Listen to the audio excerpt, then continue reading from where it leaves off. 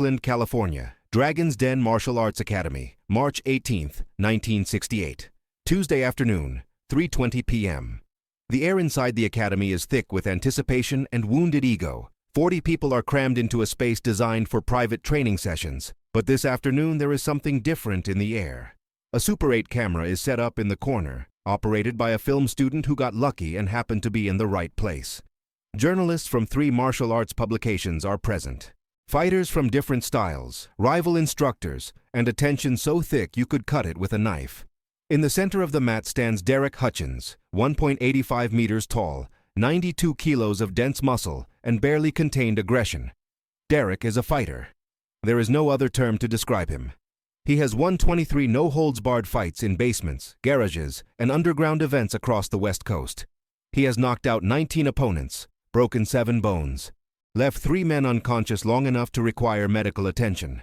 He does not practice a traditional style. He practices efficient violence, street boxing, wrestling, brutal submissions, all blended into an amalgam of real combat that he simply calls real fighting.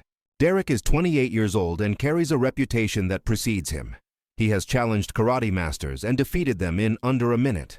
He has fought boxers and taken them to the ground where their rules mean nothing. He has faced judo practitioners and knocked them out before they could grab him.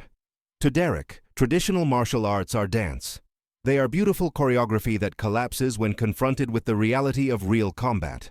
And over the past 2 weeks, Derek has been incredibly vocal about one man in particular, Bruce Lee, the Chinese martial arts instructor who is gaining fame in Hollywood, the man who charges $275 per hour for private lessons, the man who teaches celebrities and has photos of himself in magazines, the man Derek believes is the biggest fraud in martial arts. It all started in an interview for Black Belt magazine. Derek was asked about the growing interest in Kung Fu. His response was published in full. Kung Fu is theater. It's choreography for cameras. Bruce Lee has never fought a real fight in his life. He has never stepped into a real ring, never faced an opponent who is truly trying to destroy him. His style is fake. Beautiful, but fake. If he stepped into a real fight, he would last 15 seconds before being unconscious on the floor. The interview exploded. Bruce's students read it and were furious. Other instructors saw an opportunity to either validate or destroy the growing personality cult around Bruce Lee. The West Coast martial arts community was divided. Some agreed with Derek. Traditional martial arts were ineffective against modern fighters who followed no rules. Others defended Bruce, citing his legendary speed, his philosophy, his power demonstrations. Bruce read the interview at his school in Chinatown. According to witnesses, he read it in silence, carefully folded the magazine, and set it aside. He said nothing for 3 days. Then he called the editor of Black Belt. "Tell Mr. Hutchins that I accept to demonstrate my fake style. He chooses the location, no rules, no referee, just him and me, and we'll see what is theater and what is real." The message reached Derek within 24 hours. His response was immediate and public. "Finally, the Hollywood master accepts a real fight. I will destroy the little dragon legend in under a minute." He chose his own academy, Dragon's Den, a place where he had already humiliated dozens of traditional martial artists. He picked a date, March 18th, Tuesday afternoon, when his academy would be available, and he made sure there would be witnesses, many witnesses. Now Derek stands in the center of the mat, wearing only fight shorts and hand wraps. His torso is covered in scars, marks from real fights in places where there are no ringside doctors. His jaw is slightly crooked, the result of being broken twice. His eyes are cold, calculating. This is a predator in his territory, waiting for prey arrogant enough to accept the invitation. Bruce Lee enters the academy at 3:22 p.m., 2 minutes late. He is wearing simple black training clothes, unadorned. He is 1.70 meters tall, 61 kilos, and to everyone in the room, he looks absurdly small compared to Derek. The size difference is shocking. Derek has a 31-kilo advantage and 15 centimeters of height. His reach is significantly longer. His arms are twice the thickness of Bruce's. The crowd murmurs. Some of Bruce's students look concerned. Journalists are scribbling furiously in their notebooks. The Super 8 camera is rolling, capturing everything on grainy 16mm film. Derek smiles when he sees Bruce.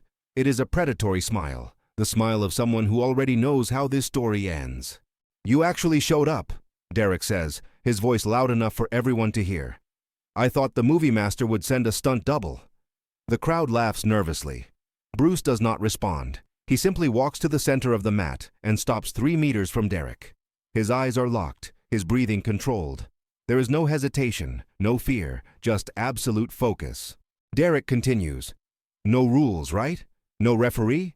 Just you and me until one of us can't continue? Bruce nods once. Understood. Derek shakes his shoulders, rolls his neck. I'll try not to hurt you too much. You've got that TV show to film, don't you? I don't want to ruin your acting career. The provocation is deliberate, designed to make Bruce react emotionally, to make a mistake. But Bruce remains motionless. His expression does not change. He simply waits. One of Derek's assistant instructors steps forward. Whenever you're ready, no starting signal. Begin when you want. Derek moves first. He circles to the left, maintaining his fighting stance, hands high, chin protected. He is an experienced fighter. He knows how to read opponents, how to exploit weaknesses.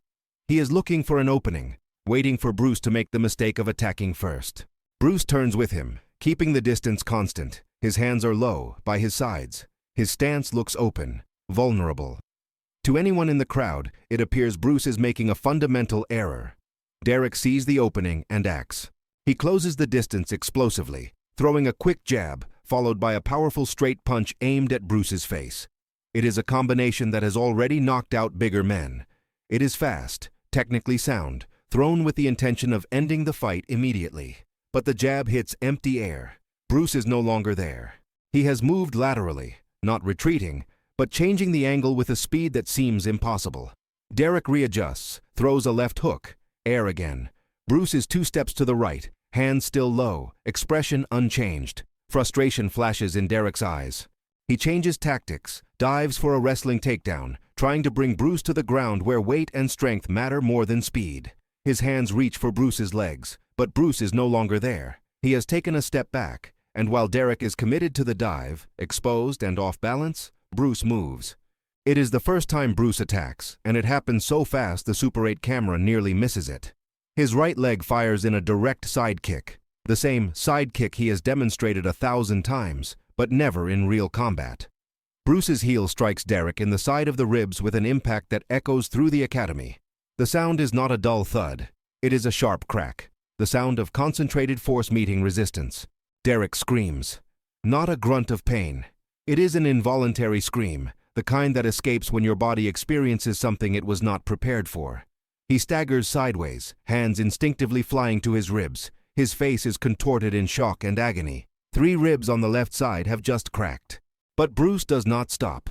While Derek is recovering from the kick, off balance and favoring his injured side, Bruce closes the distance. There is no hesitation, no dramatic pause, just clinical execution. His right hand fires in a straight punch to the center of Derek's raised guard. But this is not a boxing punch. It is the 1-inch punch, the strike Bruce demonstrated at tournaments, the strike people said was only for show. His fist travels barely 10 centimeters, but the impact is devastating. The physics involved defy instinctive understanding. All of Bruce's body power, all the torque of his hip, all the speed of his muscular explosion concentrated into a single point of contact. Bruce's fist hits Derek's solar plexus through his guard. Derek's arms are there, trying to block, but the force simply passes through. It is like being hit by a moving metal bar. Derek's diaphragm goes into instant spasm.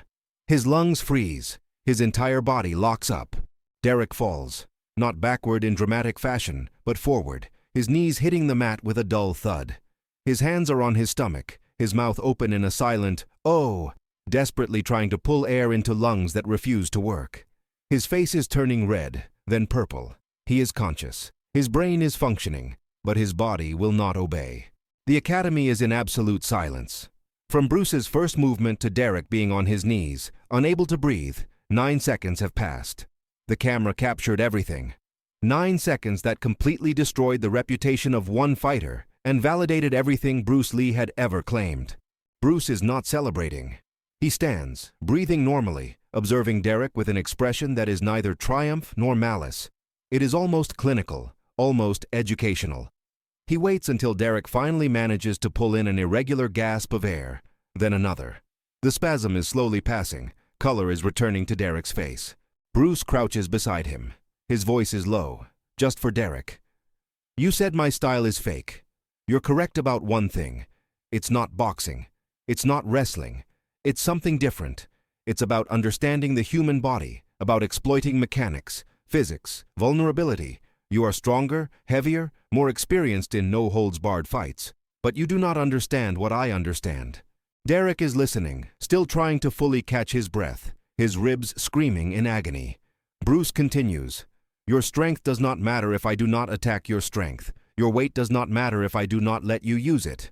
Your experience does not matter if you are fighting against principles you do not know." Bruce stands and extends his hand. Derek looks at it for a long moment.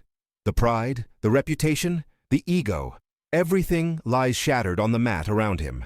But he takes the hand. Bruce helps him up. Derek is unsteady, favoring his broken ribs, his breathing still irregular.